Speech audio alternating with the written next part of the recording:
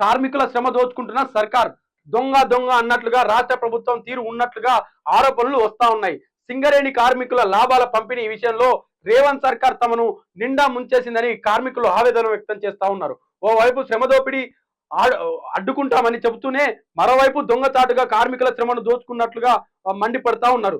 సింగరేణికి వచ్చిన 4,701 కోట్ల లాభాల్లో వాటం పంచాల్సి ఉండగా కేవలం 2,412 కోట్ల లాభాలు చూపిస్తూ బోనస్ ప్రకటించడంపై కార్మికులు రగిలిపోతా ఉన్నారు.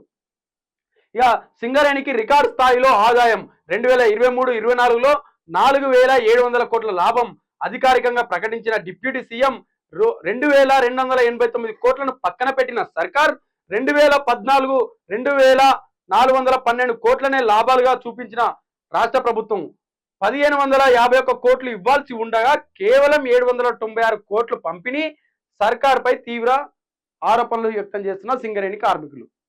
ఇందులో మీరు ఒకటి గమనించాల్సింది ఏంటంటే 2020-23-24లో 4,701 కోట్ల లాభం సింగరేణి మీద వచ్చింది. అయితే ఇందులో 2,289 కోట్లను రాష్ట్ర సర్కార్ పక్కన పెట్టింది. 2,412 కోట్లనే లాభాలుగా సింగరేణి కార్మికులకు చూపించింది. అందులో 1,551 కోట్లను వాళ్ళకి ఇవ్వాల్సిందిగా సింగరేణి కార్మికులకు ఇవ్వాల్సి ఉండగా కేవలం 796 కోట్లు ఇచ్చి పంపిణీ చేసి చేతులు దులుపుకుంది. ఇది కాదా శ్రమ దోపిడీ? ఇది కాదా? ఇప్పుడు ఈ 2,289 కోట్లు ఎటు పోయినాయి? ఎటు మళ్ళించిరు? ఢిల్లీకి మూటలు కట్టిరా? ఆ లెక్కలేవి, ఆ లెక్కల వివరాలు చిట్టాలేవి ఎవరికి చెప్పిరు? ఉన్నదా ఇప్పుడు ప్రభుత్వంలో? తెలుసుకోవచ్చునా? ఎవరన్నా అడగొచ్చునా? అడిగితే వివరిస్తారా? ఆ 2,289 కోట్లను ఏం చేసింది రాష్ట్ర సర్కార్? అయితే ఇందులో 1,550 కోట్లు ఇవ్వాల్సి ఉండగా కేవలం 796 కోట్లు మాత్రమే ఇచ్చింది. వాటి మీద మిగిలిన డబ్బులు ఎటు మళ్ళీ ఇచ్చిర్రు? ఇప్పుడు మీరు చూపించిన లెక్కల ప్రకారం ఓకే, 4,000 కోట్లను కొద్దిగా పక్కన పెడదాం. మీరు ఎన్ని లెక్కలు చూపించరు? 2,000 లాభాలు ఎన్ని చూపించరు? 2,412 కోట్లను లాభాలు చూపించరు. ఆ చూపించిన లాభాల్లో కార్మికులకు ఎంత ఇవ్వాలి? 1,551 కోట్లు ఇవ్వాలి. 1,551 కోట్లు కార్మికులకు ఇవ్వాల్సి ఉండగా కేవలం 796 కోట్లు మాత్రమే ఇచ్చిరు. అంటే మిగిలిన డబ్బులు ఎటుపోయినాయి? ఇందులో వీళ్ళకి ఇవ్వాల్సిన దాంట్లో స్కామ్ జరిగింది. మళ్ళా ఈ 2,800 కోట్లు ఎటు మళ్ళీ ఇచ్చిరు. ఈ రెండు చెప్పాలి. అసలు రాష్ట్ర ప్రభుత్వం ఏ నిర్ణయం తీసుకున్నా ఎందుకు ఈ రాష్ట్ర ప్రజల మీద ప్రేమ లేకుండా ఇంత సమితి తల్లి ప్రేమ ఎందుకు చూపిస్తా ఉన్నది? ఈ రాష్ట్ర సర్కార్ని అడుగుతా ఉన్నాం. ఇవాళ మేము లాభాలలో సగం వాటా ఎగ్గొట్టిరు. ఆ ఎగ్గొట్టిన వాటా ఏ పథకానికి మళ్ళిచ్చిర్రు? ఏ స్కీముకి మళ్ళిచ్చిర్రు? ఏ కాంట్రాక్టర్కి మళ్ళిచ్చిర్రు? అవి ఎటుపోయినాయి? అదొకటి. మళ్ళా 1,550 కోట్లలో కేవలం 796 కోట్లు మాత్రమే పంపిణీ చేసిరు. అందులో మిగిలిన 36 కోట్లు ఎటుపోయినాయి? సమాధానం చెప్తారా? చెప్పరా? వాటి లెక్కలు చూపిస్తారా? ఇలా ఎందుకు సింగరేణి కార్మికుల కడుపు మీద కూడా కొడతా ఉన్నారు? మీకు ఎవరి మీద ప్రేమ ఉన్నది రేవంత్ రెడ్డి గారు? సింగరేణి కార్మికులు చిన్న చూపే, రైతులు చిన్న చూపే, ఆడోళ్ళు చిన్న చూపే, ఈ రాష్ట్రంలో మగోళ్ళు చిన్న చూపే, స్టూడెంట్స్ చిన్న చూపే, ఆఖరికి స్కూల్ విద్యార్థులు కూడా చిన్న చూపే. ఇన్ని అరాజకాలు జరుగుతూ ఉన్నాయి మీరు వచ్చిన కాడ నుంచి.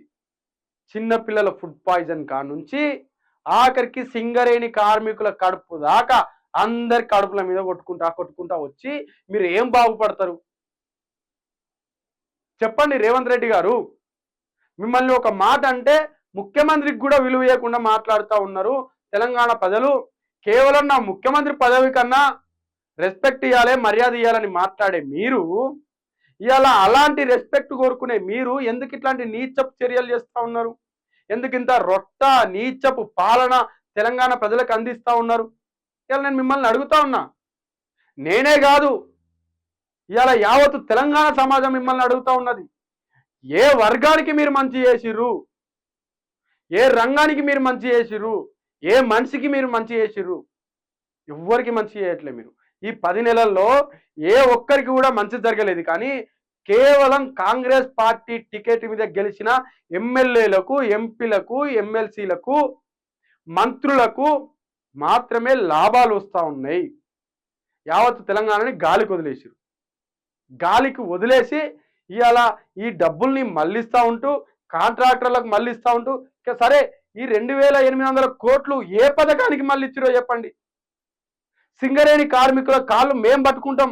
అయ్యా మా రాష్ట్ర సర్కార్కి పాలించడం చేతగాట్లే, మీకొచ్చిన లాభాలలో ఈ పథకానికి మళ్ళించిర్రు, క్షమించండి అని మేము వెళ్ళి వాళ్ళ కాళ్ళు పట్టుకొని ఒప్పించి వాళ్ళని ఒక దగ్గరికి తీసుకొస్తాం, వాళ్ళని సమన్వయపరుస్తాం. అది ఏ పథకానికి మళ్ళిచ్చిరో చెప్పండి లెక్కలు. పథకానికే మళ్ళిచ్చిర్రా? ఒకవేళ మీరు పథకానికే మళ్ళిస్తే మీరు గొప్పగా చెప్పుకునే పథకాలు ఏం అమలు చేస్తూ ఉన్నారు తెలంగాణలో? ఆర్టీసీ బస్సు తప్ప ఏం అమలు చేసిర్రు? ఫ్రీ గ్యాసు అటే పోయింది, 500 గ్యాస్ అటే పోయింది, 200 యూనిట్ల కరెంటు అటే పోయింది, 2500 అటే పోయింది, 4000 పింఛను అటే పోయింది. అన్నే కొట్టి పంగనామాలు పెట్టి శతకోపం పెట్టిరు.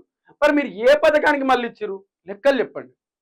సింగరేణి కార్మికులకు మీ తరఫున మేము పోయి కాళ్ళు పట్టుకొని ఒప్పిస్తాం, మా రాష్ట్ర ప్రభుత్వం అసమర్థ ప్రభుత్వం, వాళ్ళకి పాలన చేత కావట్లేదు, మీ మీద వచ్చిన లాభాలు మా ప్రజలకు మళ్ళిచ్చిర్రు అని మేము వాళ్ళ కాళ్ళు పట్టుకొని ఒప్పించి వాళ్ళని సమన్వయపరుస్తాం. మీరు చెప్పండి వాటి లెక్కలు. ఆ లెక్కలేంది? ఆ లెక్కల వెనకాల దాగిన లుసుకులేంది? అవి ఎటు మళ్ళినాయి చెప్తారా? చెప్పరు. వాటి మీద నోరు మీద పరు. ఎవరన్నా ఏదన్నా అంటే మాత్రం దాడులు చేయాలి, కేసులు పెట్టాలి, పోలీస్ స్టేషన్లలో పెట్టాలి, వాళ్ళని విమర్శించాలి, కార్యకర్తలను గుండాలాగా మార్చి రెచ్చగొట్టి వదిలేయాలి మీదికి. ఇక ఇది ఇలా సోషల్ మీడియాలో మేము ఇంత ధైర్యంగా మాట్లాడుతూ ఉన్నా మాకు కూడా భయం ఉంది, రోడ్డు మీదకి పోతే ఏడ మా ఈపులు వల్ల కొడతా ఉంటారని.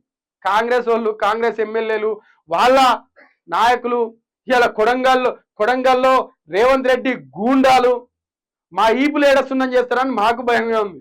ఇంట్లో మా అయ్యమ్మ కూడా చెప్తా ఉంటారు, జర జాగ్రత్త మాట్లాడు, జాగ్రత్త మాట్లాడు. ఆఖరికి చిలక ప్రవీణ్ అన్న కూడా బెడ్ మీద ఉండి కూడా నాకు సూచనలు చేస్తా ఉన్నాడు, దినేష్ జాగ్రత్త మాట్లాడు, జాగ్రత్త మాట్లాడు, జాగ్రత్త మాట్లాడు. ఏం మాట్లాడాలి? మీ రొట్టె పాలన ఇట్లున్నది, మీరు చేసే వ్యవహారాలు ఇట్లున్నాయి. ప్రశ్నించకపోతే మేము ఊరుకోలేము, మా గొంతు ఆగదు. ఆఖరికి దీని ద్వారా ఈ వార్త వల్ల తెలిసింది ఏంటంటే ఇక సింగరేణి కడుపు కూడా కొట్టిర్రు అనేది మాత్రం వాస్తవం.